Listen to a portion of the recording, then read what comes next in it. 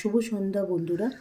আমি আজকে তনুশ্রী আপনাদের আপনাদের সাথে শেয়ার করতে চলে এসেছি একটা সুন্দর রেসিপি আপনাদের সাথে। সেটা হচ্ছে মাশরুম এর একটা মশলা মাশরুম টাইপের, যেটা এই শীতকালে খুবই ভালো লাগে।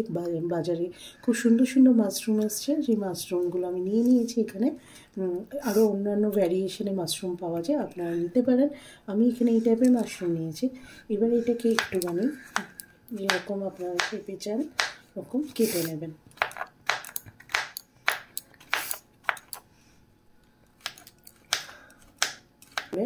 মাশরুম ধুয়ে নেবেন ভালো করে আগে, তারপরে কিন্তু মাশরুম চপ করবেন। চপ করার পর ধোবেন না, এটা একটা খুবই মাশরুম ক্লিন হওয়া খুব জরুরি। মাশরুম ক্লিন থাকা খুব জরুরি, সুতরাং আগে ধুয়ে নেবেন ভালো করে ওয়াশ করে। মাশরুমের গায়ে প্রচুর ময়লা থাকে, তো সেইটা ভালো করে ওয়াশ করে নেওয়ার পর তারপর করবেন। এখানে নিয়ে নিয়েছি মাশরুম।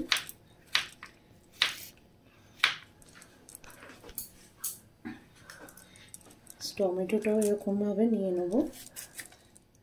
এখানে তুলে নিচ্ছি।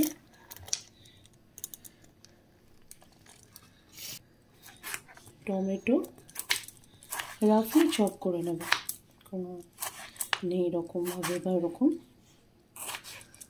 টমেটো সবসময় মাঝখানে এই অংশটা ফেলে দেবেন, এটা কখনো খাবেন না।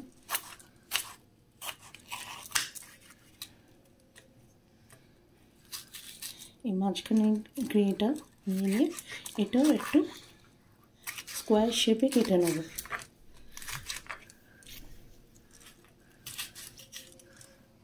এই যে ভেতরে এটা থাকে এটাকে ফেলে দেবেন।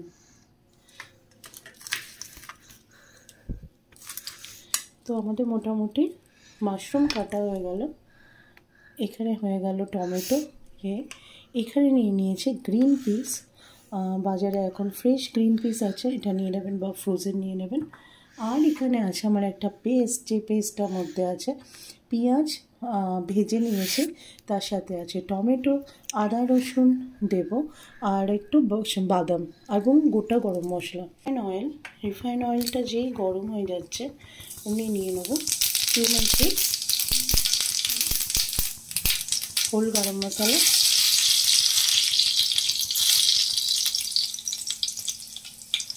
এবার এখানে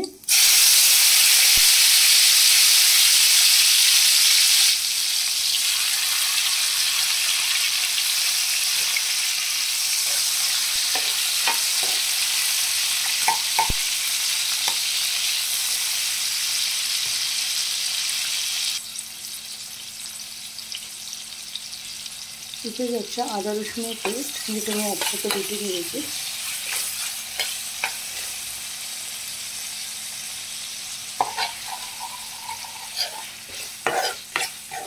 জিঞ্জার গার্লিক পেস্ট দিয়ে দিলাম।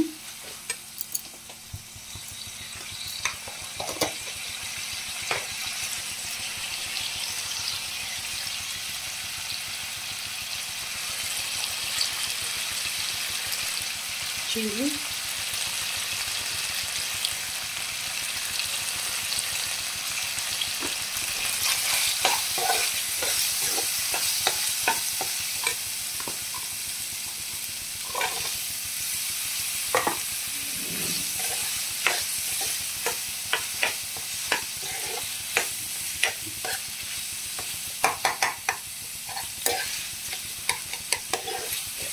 এখানে কত সুন্দর কালারফুল যাচ্ছে দেখতে।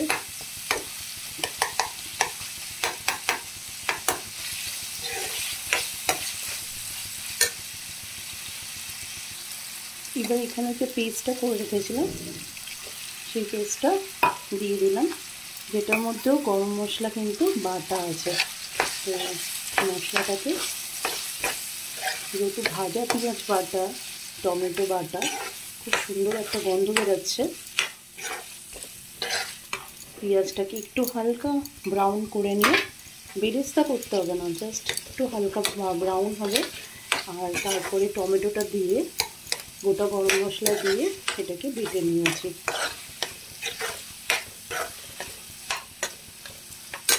এবার সানরাইজের যে শাহি গরম মশলা এটা দিয়ে দিচ্ছি। দিয়ে দিচ্ছি একটু নুন স্বাদ অনুসার।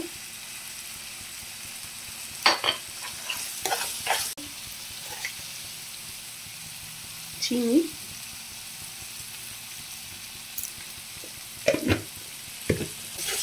ভালো করে কষে যাবে এই সময় এই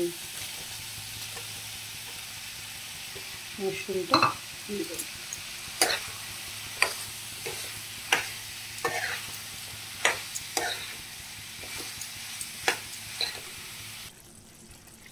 দেখুন পুরোপুরি চারিদিক থেকে তেল বেরিয়ে গেছে। এটা একটা সুন্দর গ্রেভির কনসিস্টেন্সিটা দেখুন।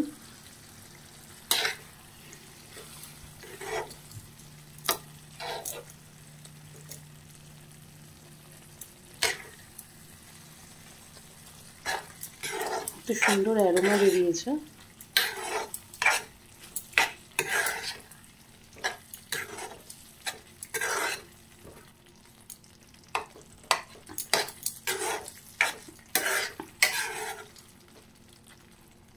বা আপনারা এরকমভাবে ঘরোয়া পদ্ধতিতে একদম সাধারণভাবে মাটার মাশরুম বলতে পারেন। গরম গরম একটু গার্নিশ করে দিচ্ছি ধনেপাতা দিয়ে। এটা আমাদের শো স্টপার বলা যায়। এখন শীতকালে ধনেপাতা হচ্ছে এত বিউটিফুল গন্ধ, যেটা না দিলে রান্নাটা ইনকমপ্লিট থাকে।